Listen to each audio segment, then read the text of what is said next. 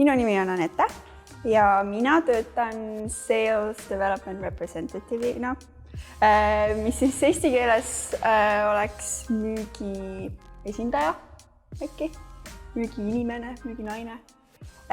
Ja mina töötan siis, kui me kujutame ette müügitoru, et tuleb klient sisse, siis mina töötan selle müügitoru esimese otsaga. Ehk siis ma tegelen nende kõige värskemate klientidega, kes on tulnud koputanud kas meie uksele, öelnud, et nad sooviksid osta, või siis lähen otsin ise uusi kliente juurde, ettevõtteid, kes võiksid olla meie tootest huvitatud, kes meie arvame, et võiksid saada kasu meie tootest ja tutvustan neile Scorot. Minu nimi on Ulla ja minu ametinimetus on business consultant, mille võiks siis tõlkida ärikonsultandiks. Et kui Anette töö on see klient meile sisse tuua, siis minu roll on pigem aru saada sellest, mida täpselt see klient vajab, sest väga tihti klient ise ka ei tea seda, panna see pusle kokku ja siis pakkuda kliendile sellist lahendust, mis teda kõige rohkem oma tööprotsessides aitaks. Mina olen Scoros töötanud natuke alla aasta, tulin novembris 2019, nii et suhteliselt värske veel, aga siiamaani ideaalne, et ma tõesti ei oodanud, et tuleb nii äge ettevõte, et tulevad nii ägedad kolleegid ja et tuleb ka nii äge töö, sest ma ei olnud varem sellist asja teinud. Ja Ulla siin on minu tiimikaaslane. Ja, väga äge. Mina olen Scoros töötanud umbes 1,5 aastat. Minu roll, kuna Scoro on selle aja jooksul väga palju kasvanud, siis minu roll on samamoodi olnud muutumises, ilmselt on muutumises ka edaspidi, aga ma näengi seda Scoro ühe positiivse elemendina, et sul on võimalik natukene oma karjääri muuta, suunata vastavalt sellele, mis on ühest küljest sinu huvid, aga ka sellele, et mis on sinu tugevused. Ehk siis selle 1,5 aasta jooksul olen ma teinud tegelikult võrdlemisi erinevaid asju, aga samal ajal kõik need jooksevad ikkagi kokku sinna samasse joond, ehk siis kuidas neid kliente kõige paremini toetada ja kuidas neile see parim lahendus leida.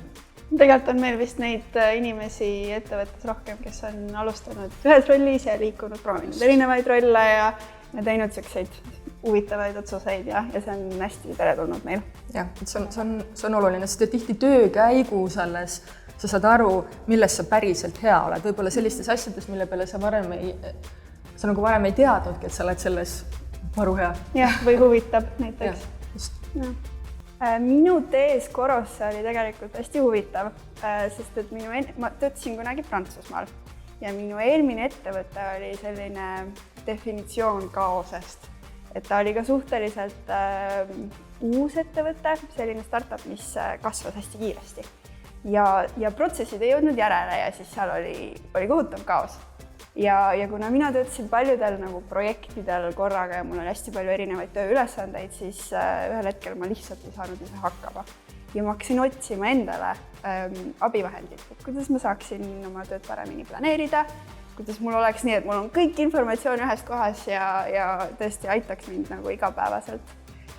Ja ma leidsin Scoro ja siis ma hakkasin uurima selle kohta ja tuli välja, et Scoro on Eesti ettevõte ja ma isegi tundsin paari inimest, kes seal töötasid, nii et ma otsustasin, et miks mitte, et ma siis saadan oma CV ja vaatan, mis saab. Mina töötasin vahetult enne Scorosse tulekut ühes suures rahvusvahelises brittidele kuuluvas organisatsioonis ja ma olin seal piisavalt kaua töötanud, ma tundsin, et on aeg muudatusteks. Kui ma hakkasin endale uut töökohta otsima või ringi vaatama teadlikult, siis minu üks põhikriteerium oli see, et ma tahan, et mulle meeldiks tiim.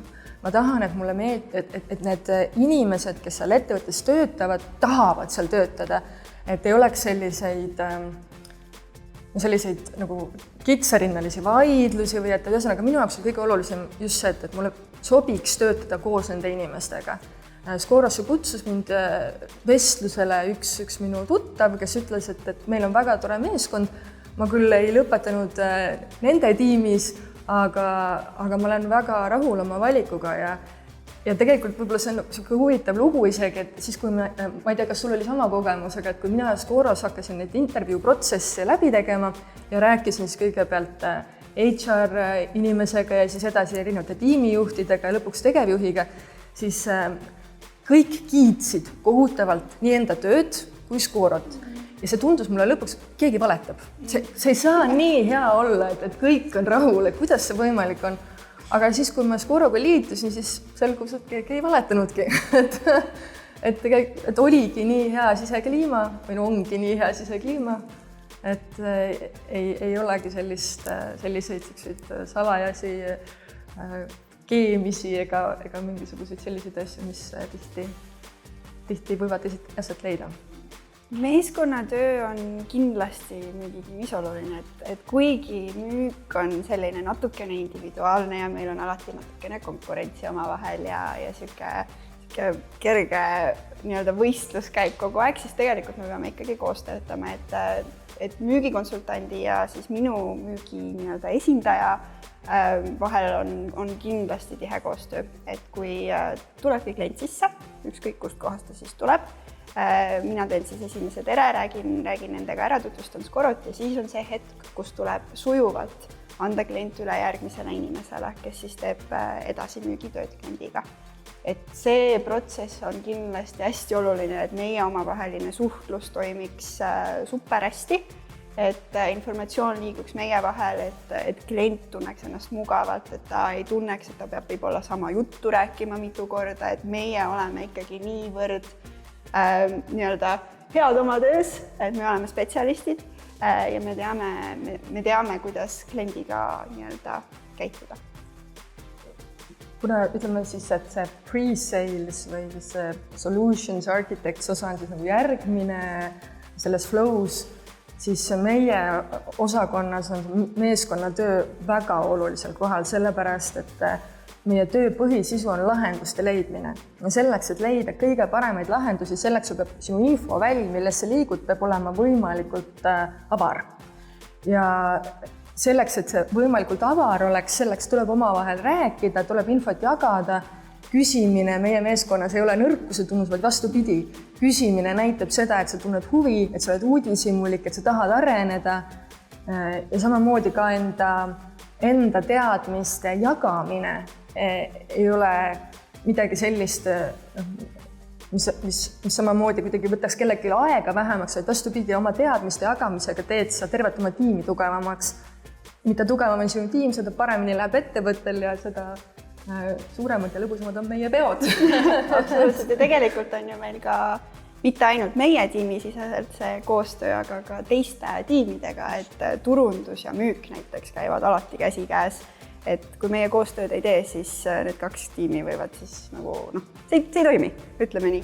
Ja samamoodi meie osakond ja siis tootetiim teevad väga tihedalt koostööd selle jaoks, et samamoodi infot vahetada. Just, et tuleb mingisugune soov, mingisugune ettepanek kliendilt, see tuleb tagasi anda tagasisidena tootetiimile, kes siis võib-olla mitte võtab arvesse küsimused on ju, et Scoros kindlasti meeskonnad ei ole sellised eraldiseisvad saared, kes omavahel ei suhtle ja kus ainult tiimijuhtide vahel käib meeskondade vaheline suhtlus.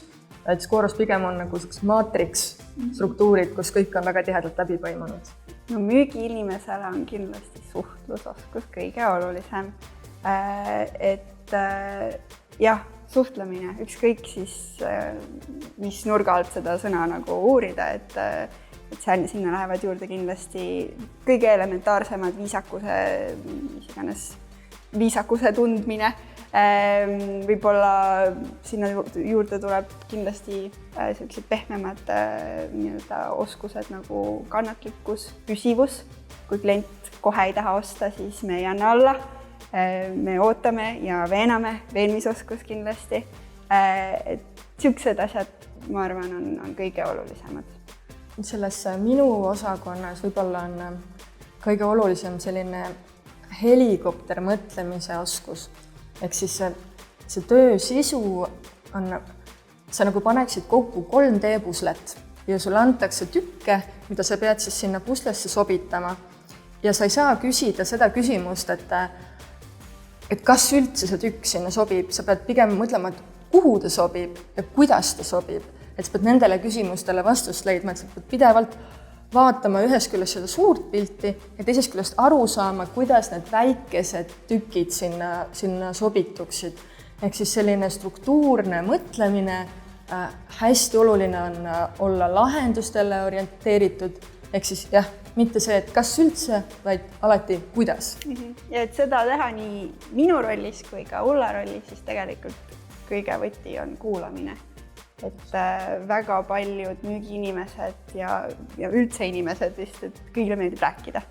Aga meie töös on tegelikult kuulamine olulisem kui rääkimine, et sa tõesti kuulad, mida klient sulle räägib, püüad mõista, püüad siis need tükid kokku panna nagu pusle ja siis sealt edasi minna. Ja sinna juurde see küsimisoskus, et mitte jääda kinni sellesse infosse, mida sa saad, vaid aru saada, et mis tükid sulle puudu on, mida sa peaksid sinna veel juurde panema, et seda tervikpilti saada.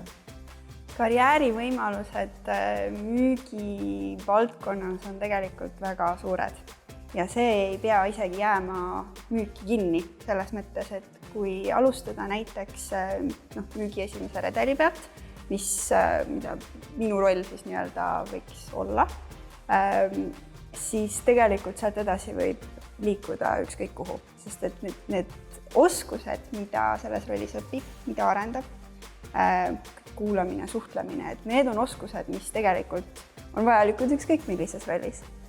Meie ettevõttes on kõige loomulik karjääri nii-öelda hüppe siis nii-öelda müügi esindajalt konsultandile, aga see ei ole absoluutselt selline kivisse raiutud asi, et sealt võib edasi minna ka teistesse rollidesse ja kindlasti müügis on palju erinevaid rolle, kuhu saab edasi liikuda. Just, et sellest pre-sales rollist veel eriti, et seal on võimalik liikuda nii tootetiimi poole kui hoopiski marketingi poole, kui rääkida siis turust üleüldiselt ja turuvajadustest või ütleme konkurentsi olukorrast.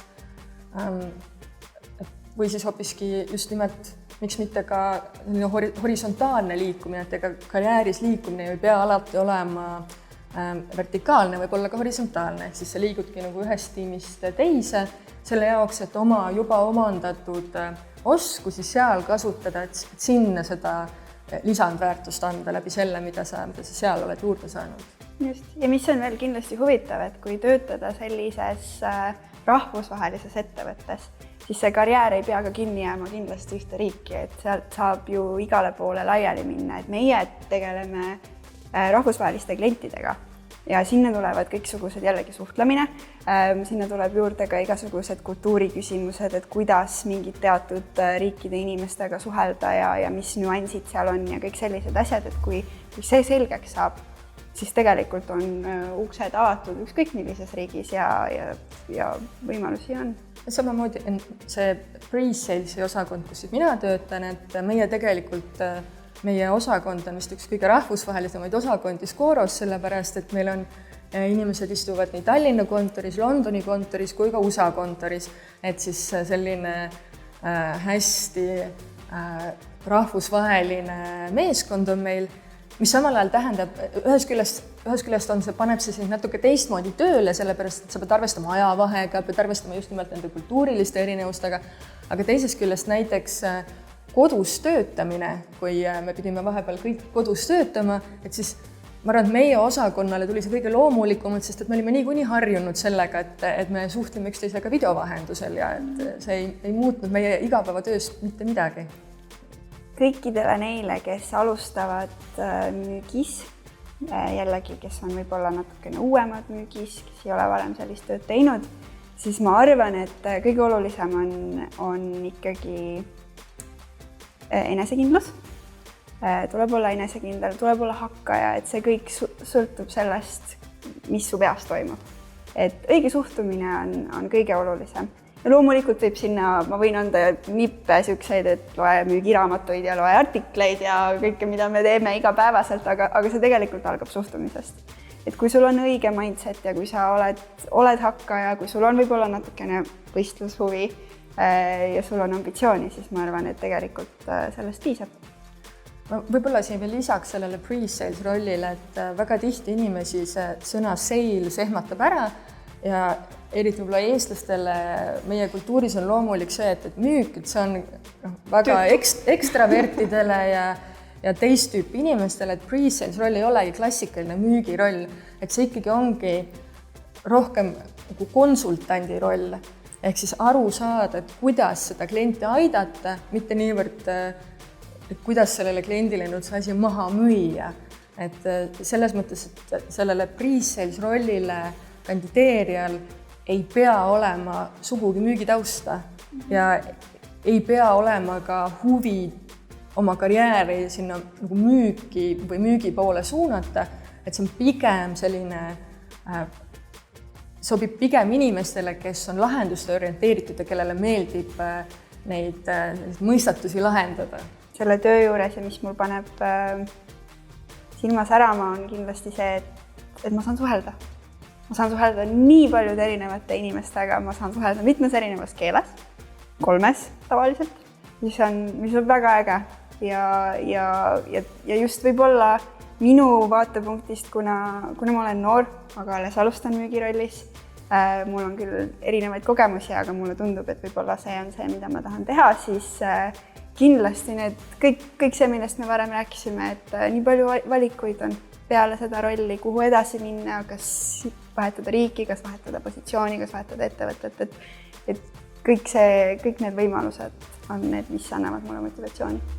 Ma arvan, et minu motivatsioon Scoros tuleb 2 asjast. Esiteks sellest, mida keerulisem juhtum, seda magusam on see tunne, kui see saab lahendatud, seda suurem on see enese uhkus sellest, isegi kui see asi ei ole midagi suurt, vaid on väike, aga kui sa saad nagu ühe mõistatuse lahendatud, siis see motivatsioon kasvab sellest. Ja teine asi, ma arvan, mis väga tugevalt minu motivatsiooni mõjutab, on see, et meie meeskonnal on väga-väga tore juht, kes ei ole mitte pelgalt lihtsalt ei jaga meile tööülesandeid, ei toeta meid meie igapäeva ütleme siis tegevustes, vaid ka mõtleb selle peale, kuidas edasi või kuhu edasi, et leida igale tiimiliikmele see asi, millest tiimiliige, millest ta tunneb huvi, mis teda motiveerib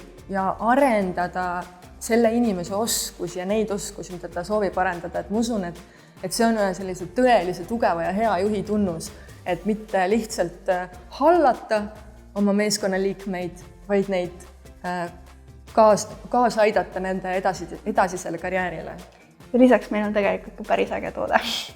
Ma arvan, et see on tegelikult ka üks näpunäide võib-olla tööotsijatele, kes tahavad müügis alustada, et leida see, mis päriselt ka nagu meeldib, mis kõnetab. Sest et müüa toodet, mis ei kõneta või mis on lihtsalt mingisugune toode, see, ma arvan, esiteks see ei toida kindlasti inimest, see ei ole huvitav ja lisaks sellele klient saab aru.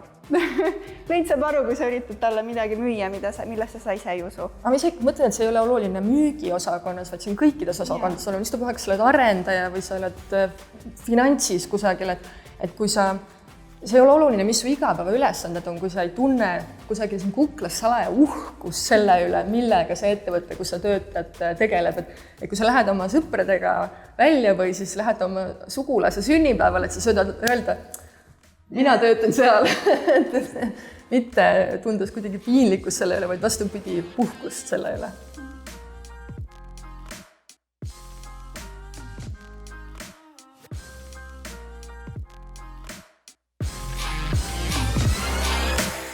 Ole kursis töömaailma teemadega. Kliki telli või subscribe ja näe kõige uuemaid videoid esimesena.